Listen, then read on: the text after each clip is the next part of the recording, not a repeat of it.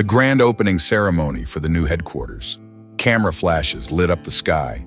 The young CEO stepped out of a luxury car, her white dress sparkling. Near the lobby, a janitor in a worn uniform was sweeping the floor. An employee laughed quietly. "Don't let him get in the frame." The CEO glanced over, lips curling. "My company needs clean people, not dirty ones." The crowd laughed. The janitor raised his head, silent, just gripping his broom tighter, his sleeve rolling up to reveal faded ink. A camera flash hit his arm. A veteran officer in the guest crowd froze. "Wait, that's the emblem of Unit 401, Special Forces?" Daniel Hayes, 38 years old, single dad, widower, working as a janitor at Voss Industries headquarters. Every morning he woke early, prepared breakfast for his 8-year-old daughter Lily, then left for the early shift. His military past was unknown to everyone. He hid his unit tattoo beneath his sleeves. He just wanted a stable job, enough to raise his daughter and find peace. Elena Voss, 29 years old, Billionaire CEO, inherited the company from her father. Always believed that the rich create opportunities, the poor only complain. The pressure to maintain reputation made her arrogant and distant.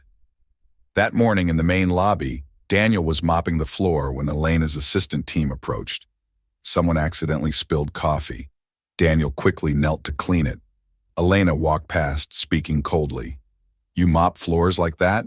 Looks like someone who's never done real work." He just bowed his head. "I'm sorry, I'll do it again." "I don't need sorry. I need people with skills, not people good at bowing."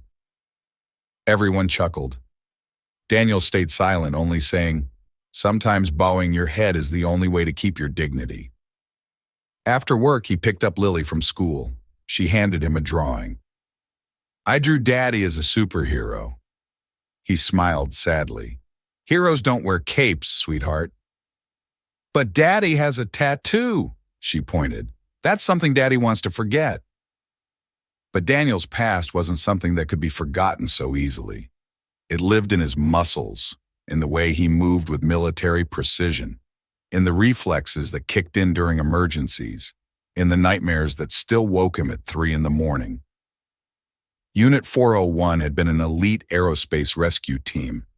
They dropped into war zones to extract downed pilots, repair damaged aircraft under fire, perform impossible saves in impossible conditions.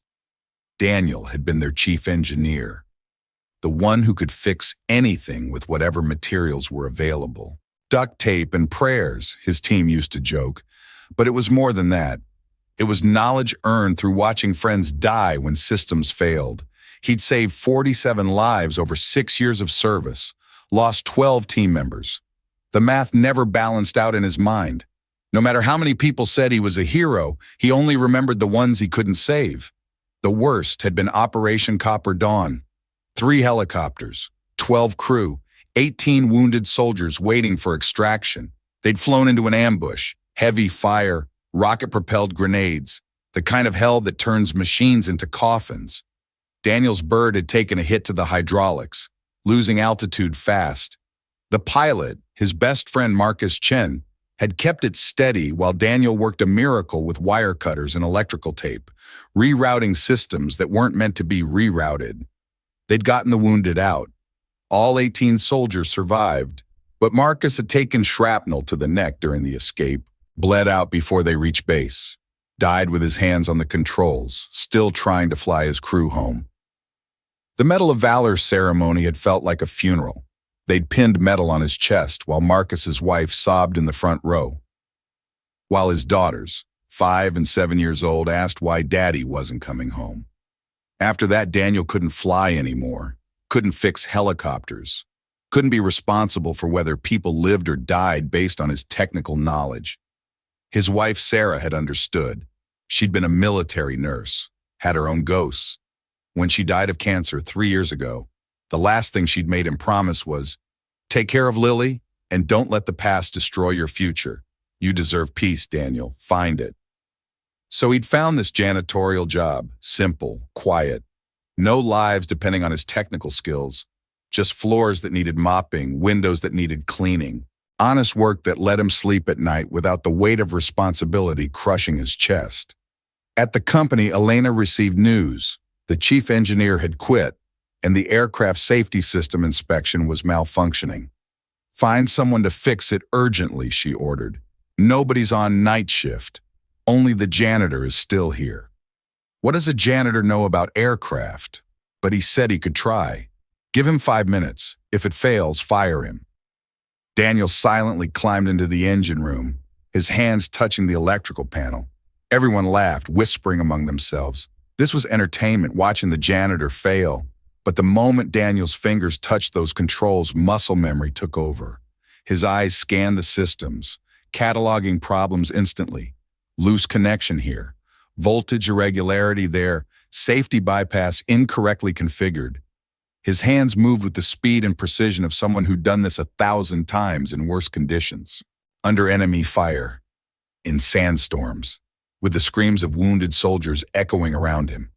10 seconds later, the system lit up green. Elena stood frozen. He wiped his hands. Just old habits.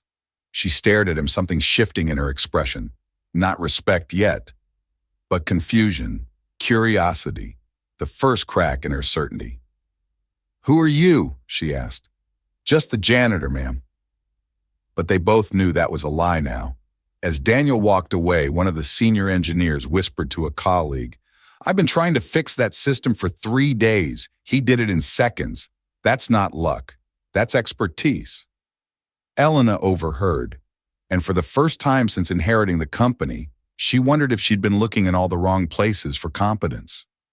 A maintenance worker later said, "He never complained, just smiled while working. Everyone said he was different, polite like someone who'd once been at the top." The next morning, Elena summoned Daniel to her office. "Who are you really?" "Just the floor cleaner, ma'am. Don't play games. Nobody can start a V-27 system except a senior engineer. I just used to work with things more complicated, in places nobody wants to talk about." She looked at him, half curious, half arrogant. "You planning to hide your talent mopping floors forever?" "No. I just mop floors where people have trampled others' self-respect." The conversation stopped when her phone rang. "Press conference tomorrow, full media attendance. You can go. Don't think you're special." "I'm not special. I'm just a survivor." That afternoon, Elena happened to see Daniel talking with his daughter in the garden behind the company. Lily laughed, holding her father's hand. "Daddy, she's looking." Elena felt awkward, nodded slightly. She heard Lily say, "Did you really save people from a falling plane?" Daniel just smiled. "Nobody needs to know that, sweetheart." Elena turned away, her mind churning. That night she read the personnel report. Daniel Hayes, former Staff Sergeant Engineer, Air Force, Medal of Valor. She sat silent for hours, stunned. She had humiliated a hero, but the report was sparse, heavily redacted. Most of his service record was classified. The few details available painted a picture of someone who'd done things most people couldn't imagine in places most people would never go. Medal of Valor. That wasn't given for paperwork. That was given for actions under fire that saved lives at risk of your own. Elena found herself searching online for Unit 401. The information was limited, but what she found made her hands shake. Elite aerospace combat rescue, helicopter insertions into active war zones, technical repairs under fire, casualty evacuation, success rate 94%, casualties classified. The next morning, a major meeting was held.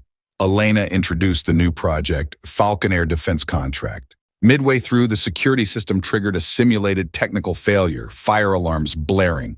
She panicked. Employees scattered. Daniel rushed up from below, calmly cutting power, opening safety valves.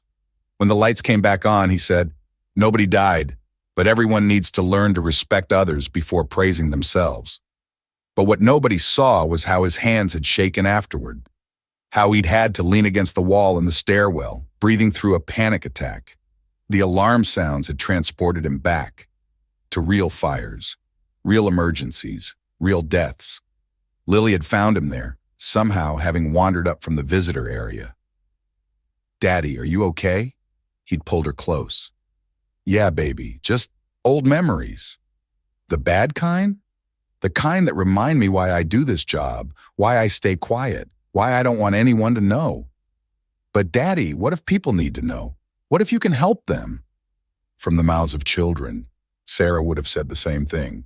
That evening, Elena approached him in the parking lot. I read your file. Then you know why I don't talk about it. I know I owe you an apology, a real one. You don't owe me anything. I chose to be here. I chose to be invisible. But why? You could be running this company's entire technical division. Instead, you're mopping floors, yeah, because mopping floors doesn't get anyone killed. Because when I make a mistake cleaning a window, nobody dies. You want to know the real reason I'm here, Ms. Voss? She nodded, for once actually listening instead of waiting to speak. Because I'm tired. I'm tired of making life or death decisions. Tired of having people's survival depend on whether I remember to check a specific valve or tighten a specific bolt. Tired of attending funerals. I just want to raise my daughter in peace and do simple work that lets me sleep at night. Is that so hard to understand? Elena felt tears in her eyes. No, it's not, and I'm sorry. And I'm sorry I mocked you. I'm sorry I made you feel small. I'm sorry I judged you without knowing anything about who you are. Apology accepted. Now let me get home to my daughter. But as he walked away, Elena called out, for what it's worth, I think you're the bravest person I've ever met. Not because of what you did in the military, but because you had the courage to walk away from all that recognition and just be a good father. He paused, turned back. That's the first intelligent thing I've heard you say. And despite herself, Elena laughed. Elena stood silent in the crowd, her eyes red. You have a daughter? Yes, and I hope she never gets treated the way you treated me. The next day, a real crisis occurred at the main building. The test helicopter on the roof experienced a fuel malfunction. The pilot was injured. Rotor blades damaged. Fire breaking out. Elena was trapped in the glass cockpit. Fire alarms blared. Everyone evacuated. Daniel was taking Lily home when he saw smoke rising from the roof. He immediately handed his daughter to the security guard. Keep my child safe. Then he ran upstairs. The roof door was electronically locked. He used pliers to break the lock, rushing into the smoke. Elena panicked inside, arms over her head. I can't open the door, he shouted. Get down! Toxic fumes! Using his shirt to cover her mouth, he pulled her out. When they emerged, his shirt sleeve was torn, revealing the black tattoo. Unit 401, rescue never fails. A nearby firefighter recognized it immediately. You commanded the 401 air rescue team? The news spread instantly through the building. Elena trembled, tears mixing with smoke. I humiliated you. It's okay. I've saved people far more dangerous than you. He spoke gently, his voice carrying a hint of sarcasm but full of kindness. But the rescue had taken everything out of him. The smoke, the heat, the memories. As soon as Elena was safe, Daniel collapsed against the rooftop wall, hyperventilating. The firefighter who'd recognized his tattoo knelt beside him. Brother, you okay? Yeah, just been a while since I've done that. You saved her life. That's what 401 does. We don't fail. Daniel looked up at him, eyes wet. We failed plenty. We just kept trying anyway.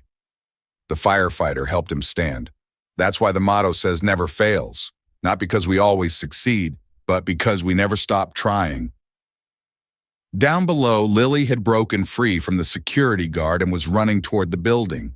She'd seen the smoke, seen the chaos, known instinctively that her father was in danger.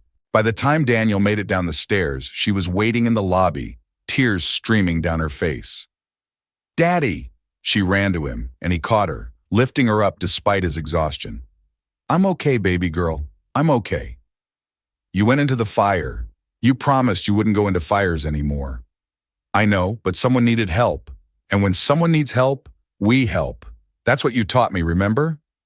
She'd said that to him once, when she was 6, after seeing him hesitate to help a homeless man on the street. Daddy, when someone needs help, we help. The simple wisdom of children, cutting through all his trauma and fear. Now she buried her face in his neck. I was so scared. Me too, sweetheart. Me too. Elena emerged from the building with paramedics, insisting she was fine, just some smoke inhalation. When she saw Daniel holding Lily, both of them crying, something inside her shattered completely. This man, this hero she'd mocked and belittled, had just risked his life for her, had left his daughter, his whole world, to save someone who treated him like trash. She walked over slowly. I'm sorry. I'm so sorry to both of you. Lily looked at her with those serious 8-year-old eyes. You made my daddy sad. He doesn't show it, but I know. I know, sweetheart. And I'm going to spend a long time making up for that, if you'll let me. Lily looked at her father, who nodded slightly. Okay, but you have to be nicer to people. I will, I promise. First twist, media reported, Billionaire CEO saved by her own janitor who turns out to be war hero. The online community shared images of the military tattoo on Daniel's arm. Veterans across the country posted, calling him the silent brother. Comments flooded in. That's Unit 401. My buddy served with them. This man is a legend. He saved my cousin's life in Afghanistan. And she mocked him? This CEO should resign. Second twist. Elena called an emergency press conference, publicly bowing. That day I laughed at a man because I thought he was small. But that person saved me, saved this company's honor. She invited Daniel onto the stage. He refused. I don't need to stand on a high platform. I just need this floor clean enough that people don't slip into arrogance. Everyone stood and applauded. The image went viral. CEO bowing before janitor. But what the cameras didn't show was what happened after. Elena found Daniel in the parking garage, sitting in his old truck with Lily, both of them quiet. She knocked on the window. I meant what I said. I'm sorry, truly sorry. And I want to make it right. Daniel rolled down the window. You can't make it right. What's done is done. But you can do better going forward. Tell me how. Treat every person in this building like they matter, not just the executives, the security guards, the cafeteria workers, the cleaning staff, everyone. Because you never know who's got a story like mine, who's surviving something you can't see. Will you help me? Will you stay? Not as a janitor, as, I don't know, something that uses your actual skills? Daniel looked at Lily, who nodded encouragingly. I'll think about it, but only if you understand. I'm not doing this for glory. I'm doing it because my daughter said I should help people if I can, and apparently I can. The next week, Voss Tech announced the creation of a new Veterans Technical Integration Program. Daniel Hayes would oversee it, helping former military personnel transition into civilian aerospace careers. The announcement included a photo. Daniel in a simple button-down shirt, tattoo visible, Lily beside him, Elena standing slightly behind, not as his boss, but as his partner in this mission. The caption read, "When respect replaces arrogance, everyone rises." A journalist recorded the moment Elena bowed before Daniel and wrote, I've covered corporate news for 15 years. I've never seen power humble itself to honor quiet heroism until today. 1 month later, Daniel returned to work. But this time, he managed the company's new technical security team. Elena often came down to the workshop, watching him train employees in fire and explosion response. During one session, she asked, Did you ever hate me? No. I've seen too many people die from hate. I just lived to teach my daughter to love the world again. Elena looked at him, her expression changing. You're not just teaching your daughter. You're teaching me too. Lily ran over, hugging Elena. Are you Daddy's friend? If your daddy allows it, Elena smiled. Daddy says anyone who doesn't run away when there's smoke is a good person. You're a good person. They laughed together.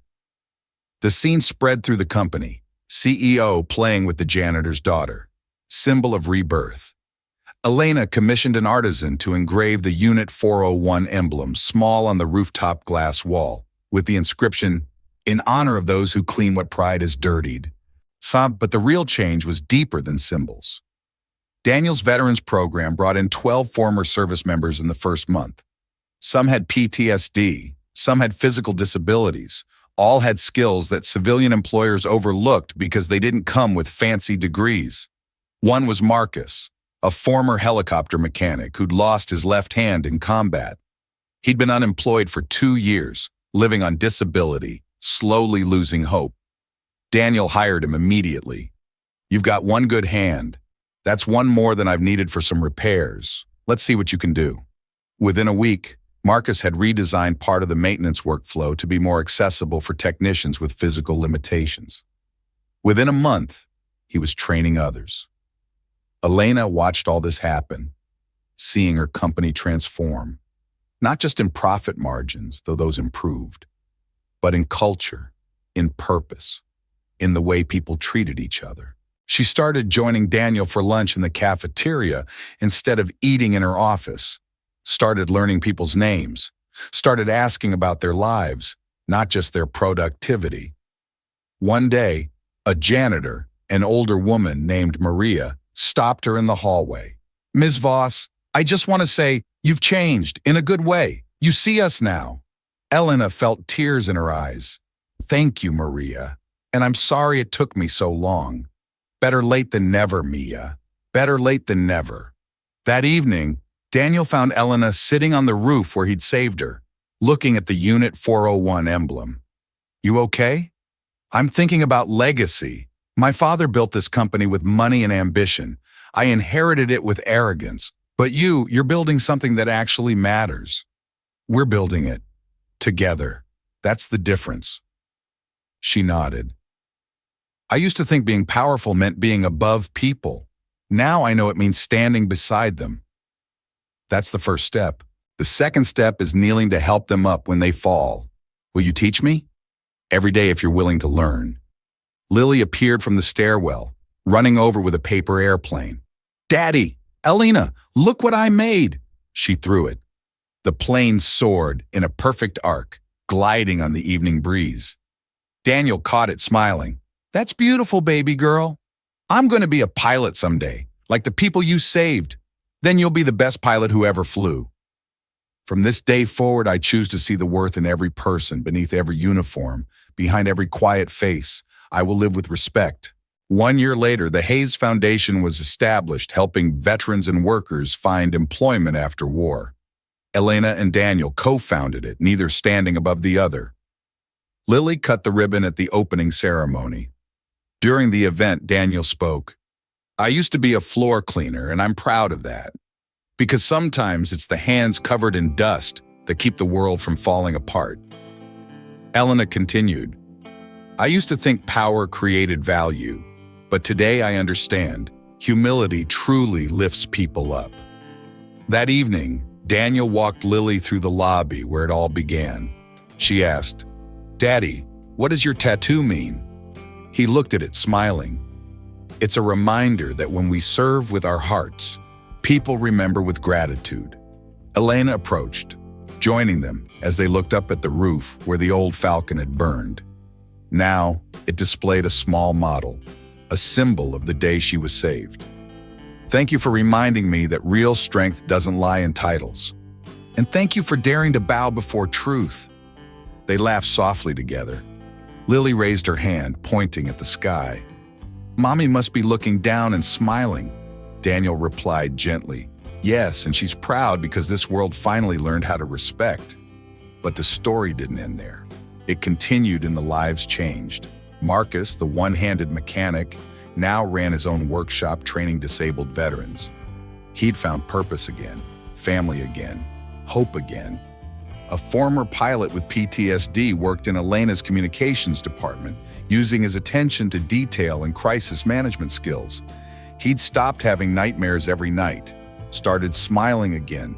A female combat medic became the company's new health and safety director. She implemented protocols that actually protected workers instead of just checking compliance boxes.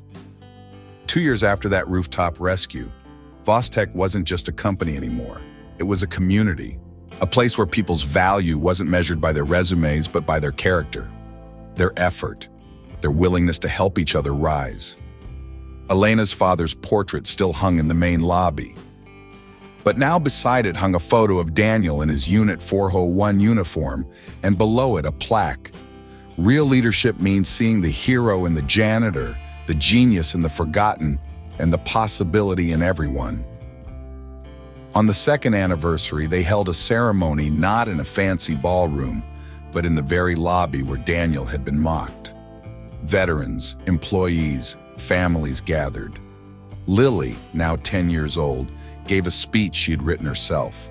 "My daddy taught me that heroes don't need capes.